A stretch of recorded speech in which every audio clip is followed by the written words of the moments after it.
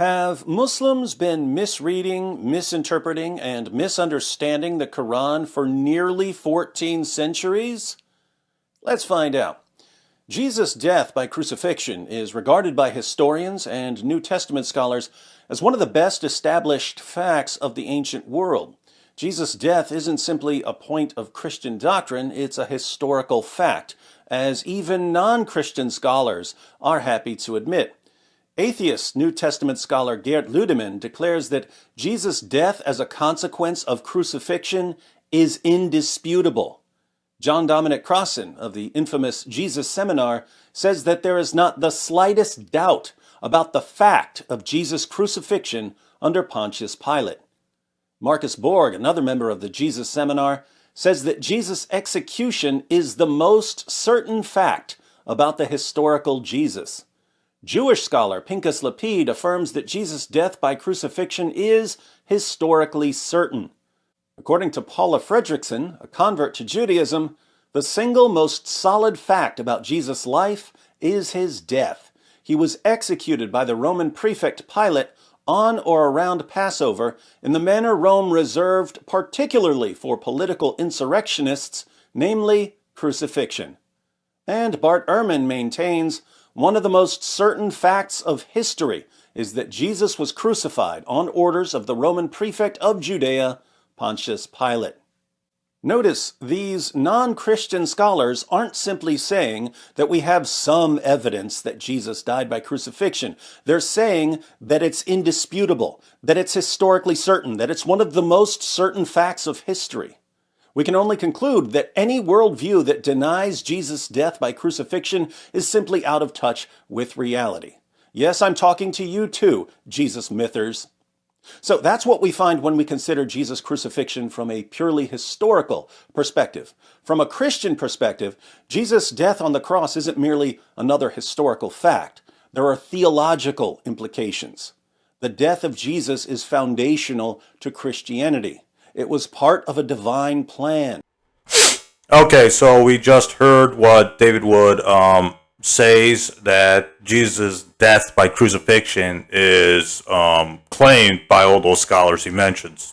Paula Fredrickson, Bart Ehrman, all those scholars that the Jesus Seminar, all those atheist scholars that say that Jesus was crucified. Then he brings up the Christian claim that there's a theological reason for Jesus' crucifixion. Now, notice what he says. He says, David Wood says that there's a theological reason for Jesus' crucifixion. It was part of a divine plan. So, Christians, of course, say that Jesus died by crucifixion because it's a theological claim. That word being important here is theological.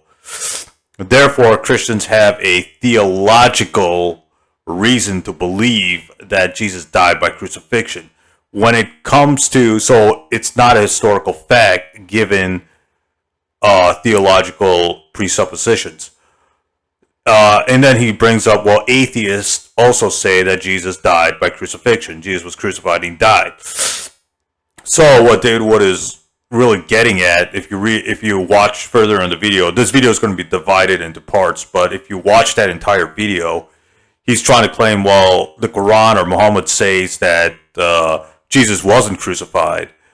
He didn't die on the cross, and this is signs that Muhammad is a false prophet. If you watch that entire video. Now, the problem with using atheists to prove that Jesus died by crucifixion is they don't believe in the supernatural. They don't believe God could have kept Jesus alive through the entire crucifixion ordeal because they don't believe in God to begin with. So if a man lived 2,000 years ago and he was crucified, their naturalistic views are going to lead them to conclude that Jesus died by crucifixion.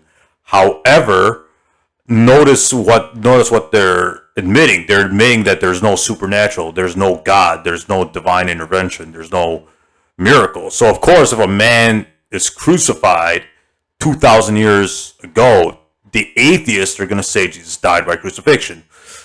Now, what does this do for the Quran? Does this disprove the Quran? No, because the Quran says it was made to appear to them.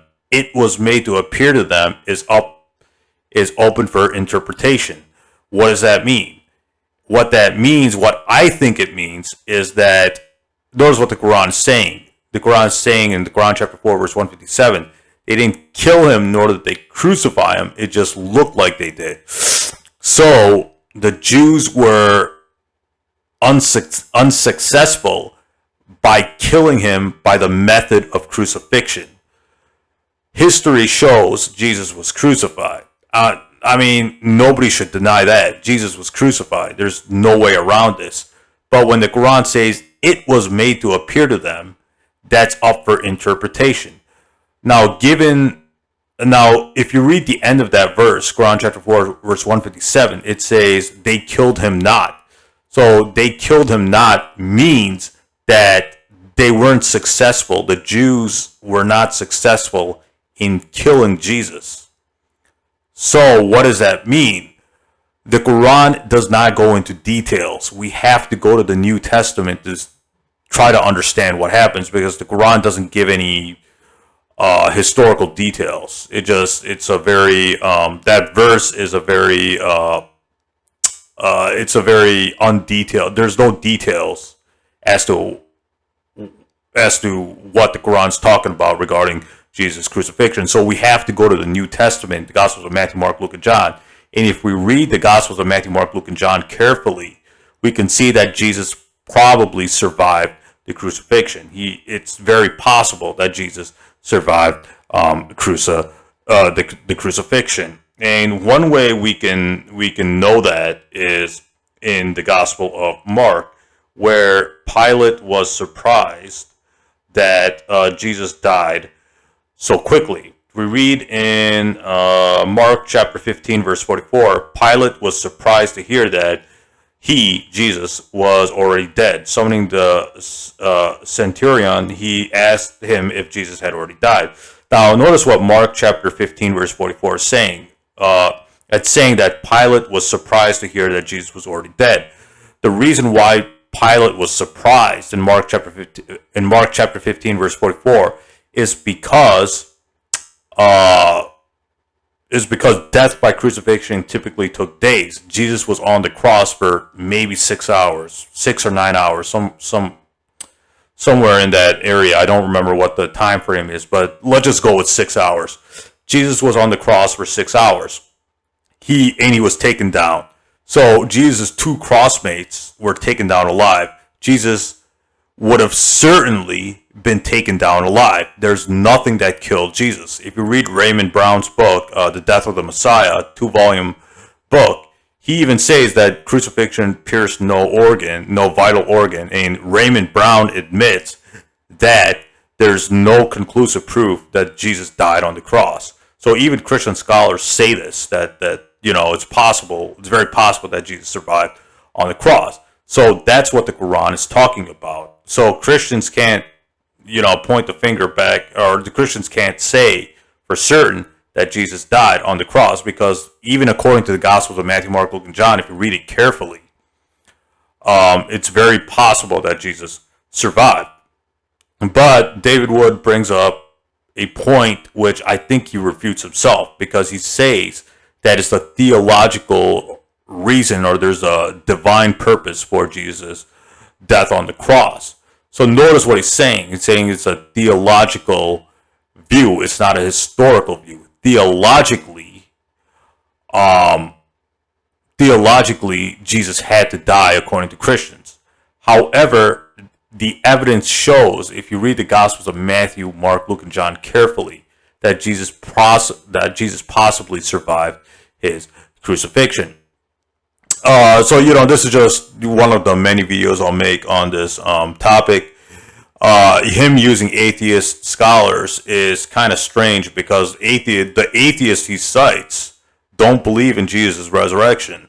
They don't believe in Jesus' divinity. They don't believe that Jesus is the divine Son of God. He's the second part of the Trinity.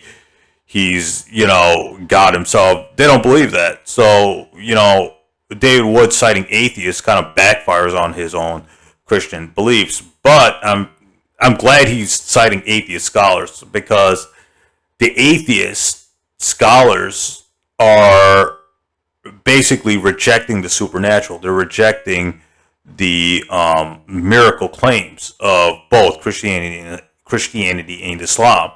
So, given their anti-supernatural views, they're going to conclude Jesus died by crucifixion. But Christians and Muslims believe in the supernatural. They believe in miracles. They believe in God. So why can't God keep Jesus alive through the whole crucifixion ordeal? I mean, if God exists, if miracles exist, it's certainly possible Jesus survived. And if you read the Gospels of Matthew, Mark, Luke, and John carefully, a careful reading can lead one to conclude that Jesus possibly survived his crucifixion, as even Raymond Brown in his book, Death of the Messiah, admits. So David Wood is, again, very inconsistent in trying to criticize the Quran, because as a Christian believer, he claims to be a Christian, so he believes in the supernatural, he believes in miracles, he believes in God. If he believes in all of that, then it's certainly possible that God could have kept Jesus alive through the crucifixion ordeal, and that's what the Quran is talking about.